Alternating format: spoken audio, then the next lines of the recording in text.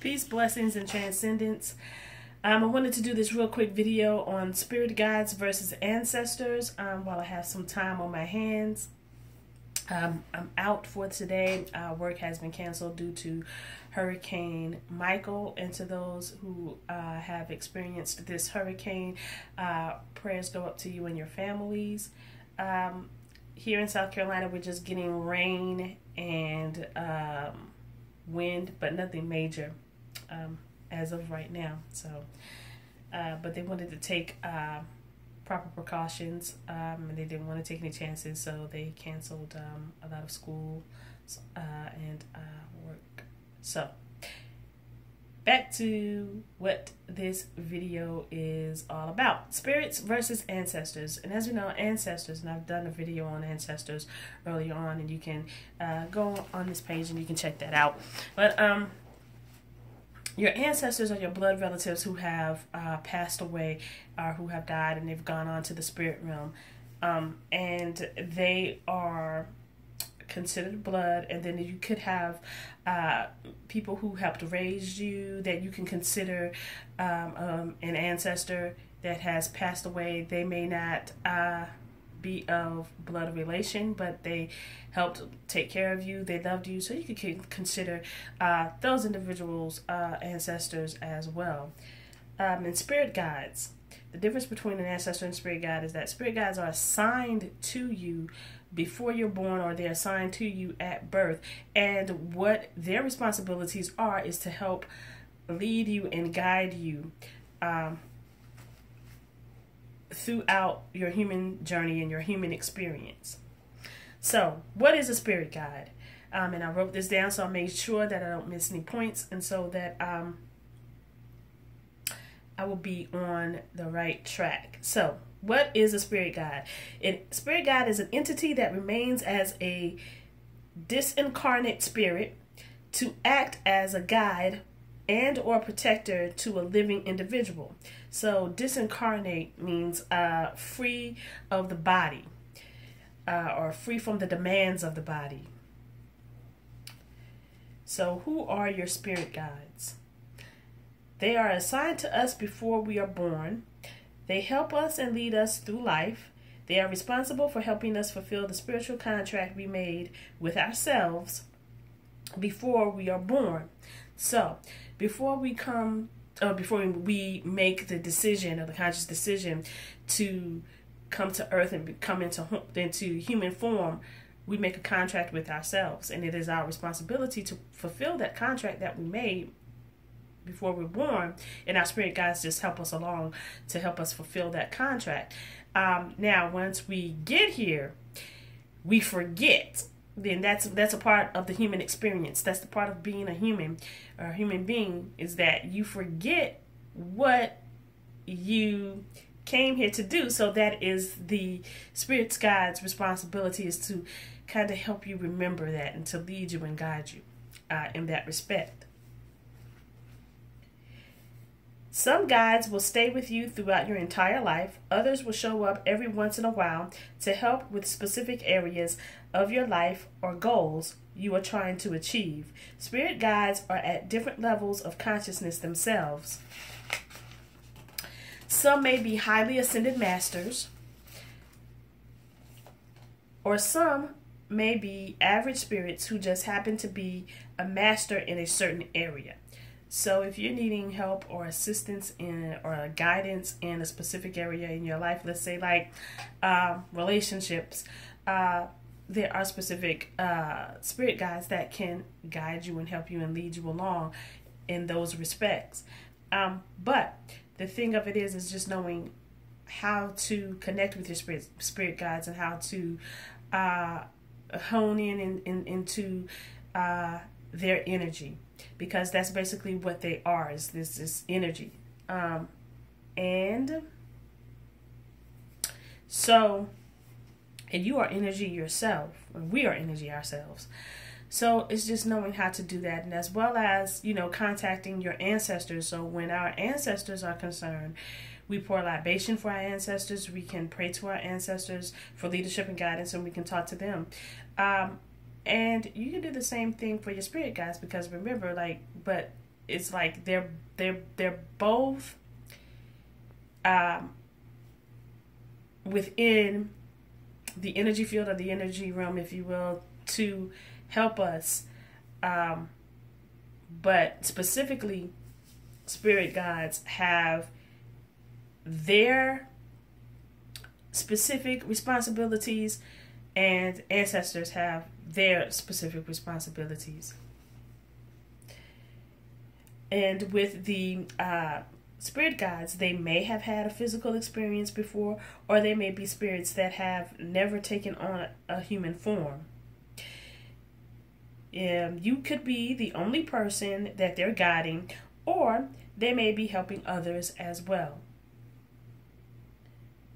And it is possible they may be deceased relatives, but not likely, because like I said in the beginning, your deceased relatives are a part of your bloodline. Your spirit guides are assigned. So your ancestors aren't assigned to you. They're just your blood. They're in your family. And they haven't been assigned to you. But your spirit guides have. So when it's time for your spirit guide or guides to intervene, they tune into your energy and help direct you to accomplish your earthly mission. So, and you can find this information at www.erin, that's ERIN, Pavlina, I believe that's the way it's pronounced, Pavlin. It's Pavlina, Pavlina.com. And I'll definitely write that into the description. So if you want to check out that website and find out more information for yourselves and study and research, you can absolutely do that. Feel free to do so. And I definitely encourage that. So when it's time for them to intervene, they tune in or they hone into your energy and they help you on your earthly mission. An example of that, or a good example of that, I would say, would be if you need specific help in, let's say, you're needing some money to pay a bill and you don't have that money. So you would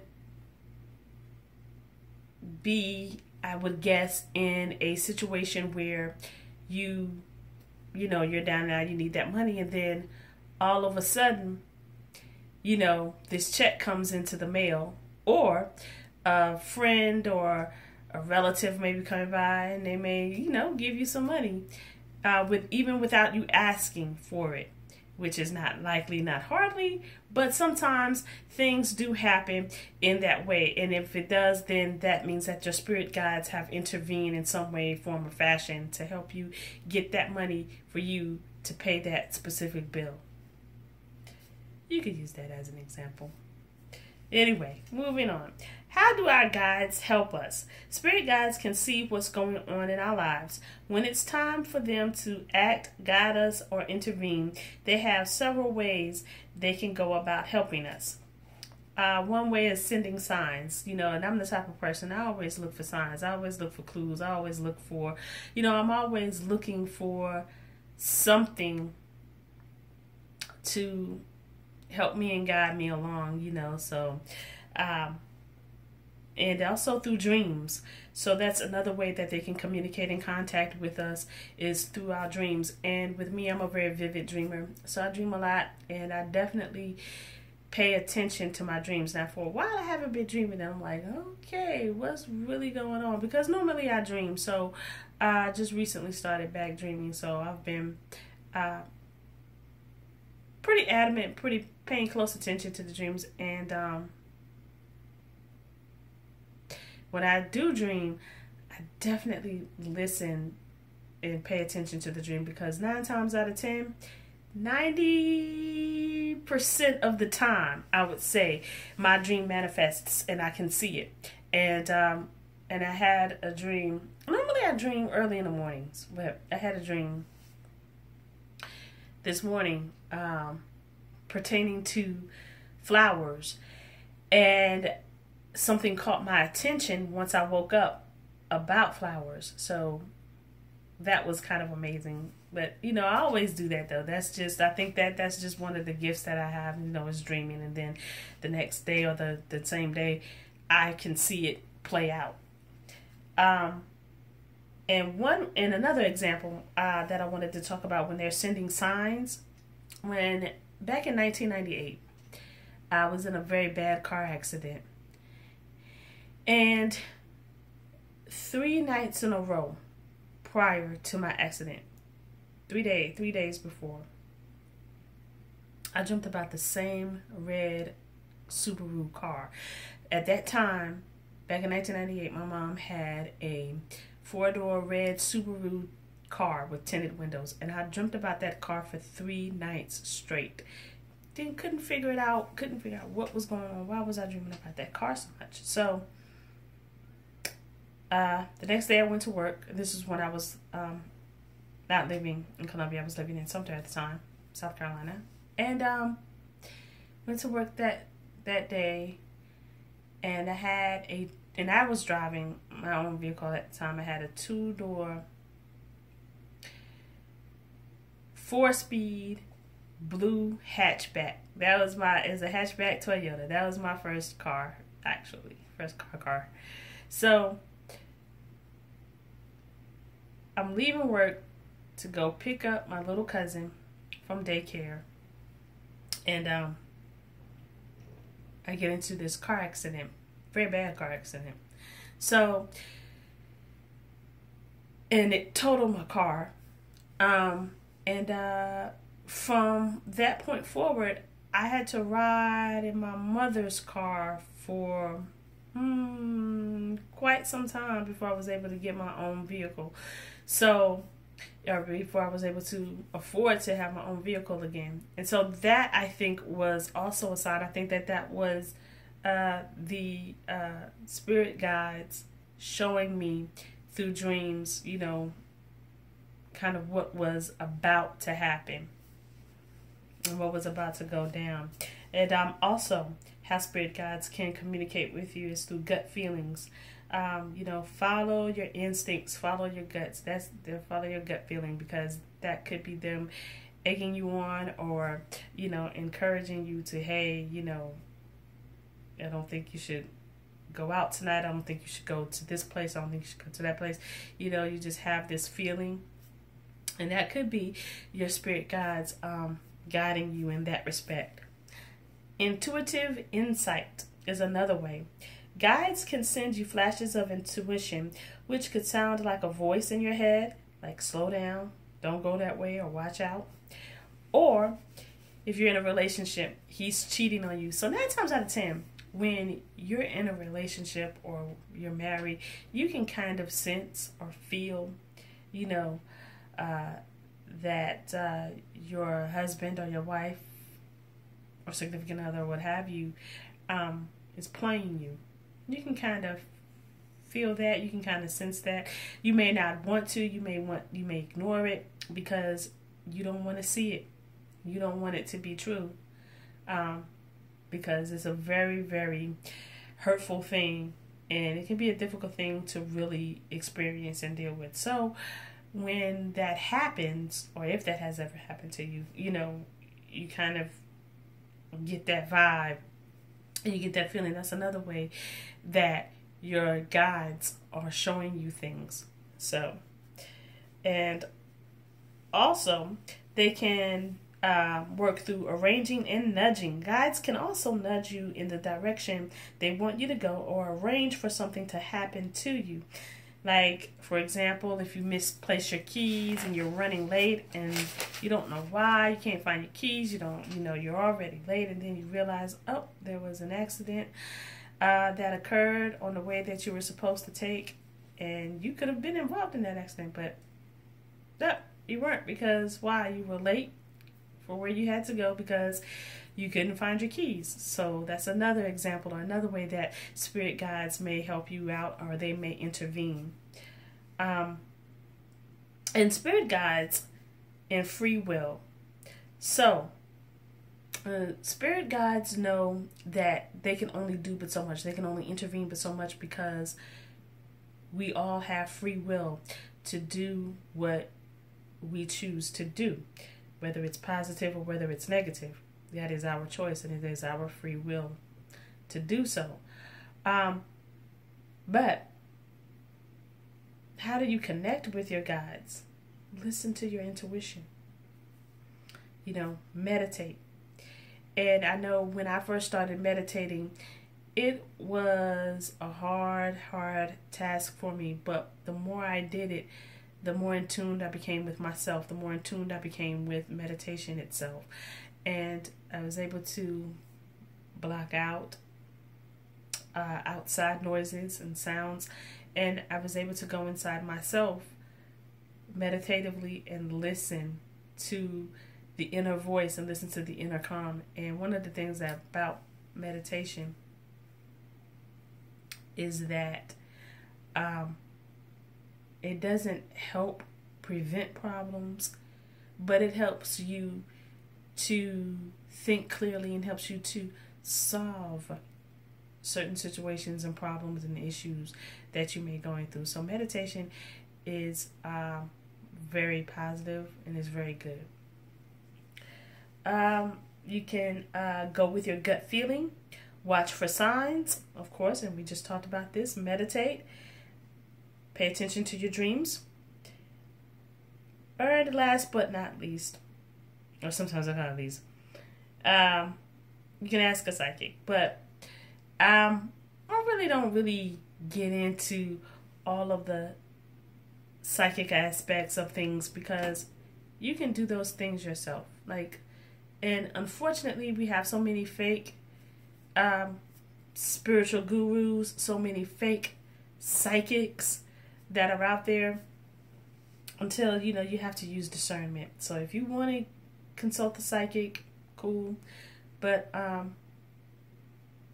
when you do, just make sure you are using your best judgment.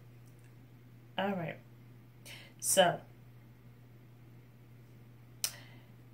the question: how do you know if you're just imagining them, meaning your spirit guides? And you'll know by the advice you get. And does it resonate with you? Does the advice make sense? And do you see results, or do you get results? So that's kind of like a way of knowing